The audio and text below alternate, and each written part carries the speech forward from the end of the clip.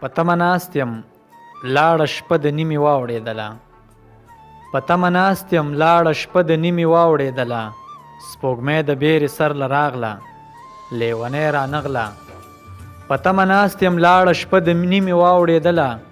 سپوږمۍ د بیرې سر له راغله لیونۍ رانغله د چم ګاونډ خلکو خواږه خواږه خوبونه وکړه د چم ګاونډ خلکو خواږه خواږه خوبونه وکړه ماله چې ولې د خوبونو خاپیرۍ رانغله. سلامونه او نیکې هیلې احترامات مې ومنئ قدرمندو کتونکو. ستاسو ادبي ملګری صالح نادان یم په دغه هیله په دغه تمه چې روغ جوړ به او د صحت په جامه به قدرمندو بونیر سیمه ده او په بونیر سیمه کې قاسم خیلو ته راغلی یم او دلته راسره یو ښه شاعر ښه لیکوال ډېر ښاغلی ډېر محترم اکبر علي اکبر صاحب راسره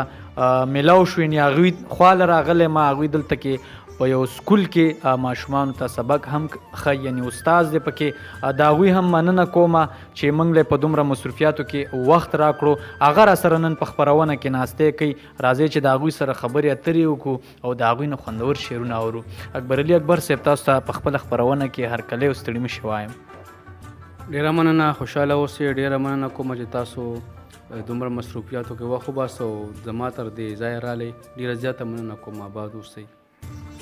ستاسو نه هم مننه کوم اکبر علي اکبر صاحب ما خو په پیل کې ستاسو هغه پیژنګلو ذکر وکړو د هغې خو څه ضرورت پاتې نه شو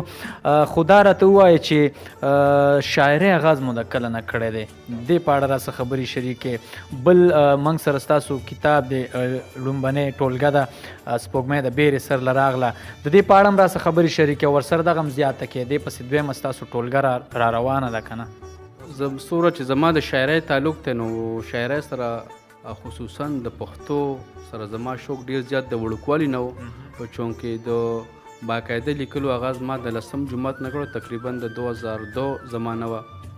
او په 2012 کې مې یو کتاب سپوږمۍ د بیرې سر له راغله چاپ کړی دی انشاءالله د دویم کتاب اراده مې شته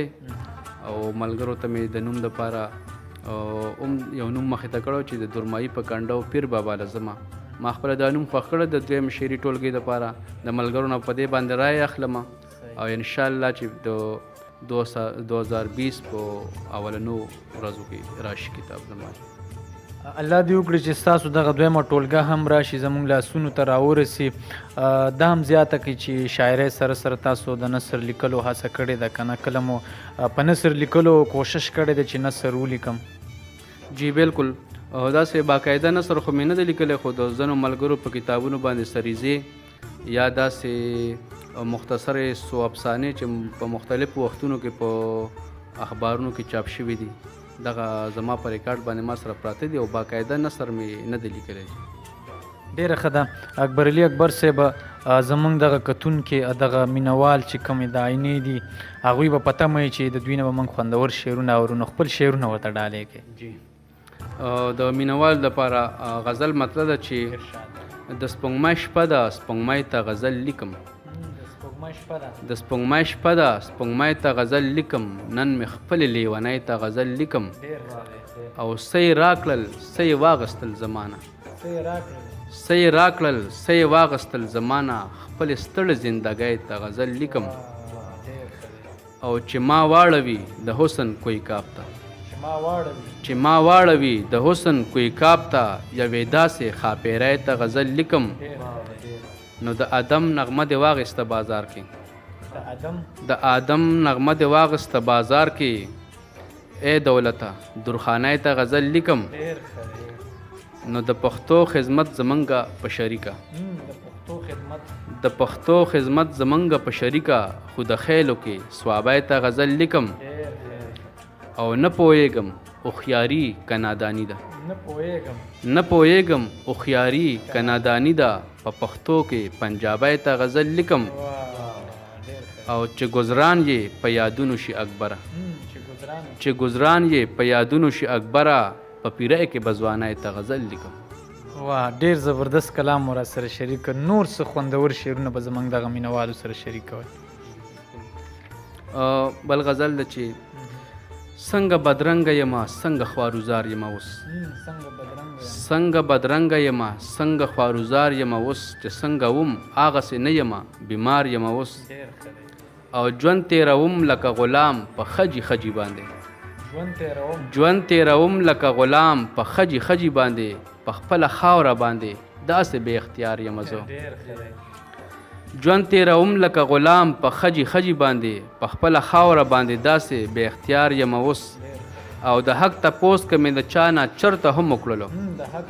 د حق تپوس که مې د چا نه چرته هم وکړلو نو کاغذونو کې باغي به د سرکار یم اوس د پښتون کام د بې حسۍ نه مې نغمې جوړې کړې د پښتون کام د بې حسۍ نه مې نغمې جوړې کړې که دا ګناه وي نو په دغه ګناهګار یم اوس د پښتون کام د بې حسۍ نه مې نغمې جوړې کړې که دا ګناه وي نو په دغه ګناهګار یم اوس او د دې وطن ښکلي اکبره د طایف ښکلي دي د دې وطن ښکلي اکبره د طایف ښکلي دي یو ورځ به وګورې چې دلته به سنګسار یم اوس ډېر ښه ډېر زبردست اکبر علي اکبر صاحب ډېر خوندور شعرونه مو راسره شریک مینوالو به هم خوندونه اغوستي ډېره زیاته مننه مو کومه چې موږ سره په دغه عیني خپرونه کې ناستی وکړه ډېره مننه آباد اوسئ خوشحاله اوسئ کور مو ودان قدرمندو کتونکو دا راسره ډېر ښاغلی ډېر محترم اکبر علي اکبر صاحب چې تاسو ترېنه خوندور شعرونه واورېدل تر راروانې خپرونې پورې ما صالح نادان او ما سره ناست د دوی او قدرمندو را سره ناس غنی اکبر صاحب چې د دوی د کزن دی او بل شازین هم مننه کوم چې ناستی را سره وکړو د کیمرې په سترګه موږ سره کیمرې ته چې ناست دی اختر زمان بنیري هم مننه کومه